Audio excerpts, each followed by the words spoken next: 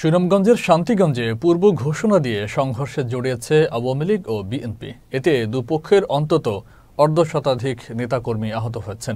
শনিবার সকালে উপজেলার ঠাকুরভোগ গ্রামের ৬ হালের মাঠে এই সংঘর্ষের ঘটনা ঘটে। স্থানীয়রা জানায়, ইউনিয়ন বিএনপির সভাপতি নূর মিয়ার সাথে আধিপত্য নিয়ে বিরোধ চলছিল ইউনিয়ন আওয়ামী লীগের সহসভাপতি সুফি মিয়ার। গতকাল শুক্রবার এলাকায় একটি সাংস্কৃতিক অনুষ্ঠান আয়োজনকে ঘিরে দুপক্ষের মধ্যে কথা কাটাকাটি হয়। এরই জেরে পূর্ব ঘোষণা দিয়ে সংঘর্ষে জড়িয়ে পড়ে। শান্তিগঞ্জ থানার অফিসার ইনচার্জ আকরাম আলী জানান, আওয়ামী লীগ বিএনপির মধ্যে সংঘর্ষের খবর পাওয়া মাত্রই ঘটনাস্থলে পুলিশ পাঠিয়ে পরিস্থিতি নিয়ন্ত্রণে আনা হয়েছে। এ ঘটনায় কোনো পক্ষ অভিযোগ করলে তদন্ত সাপেক্ষে আইনানুগ ব্যবস্থা গ্রহণ করা হবে।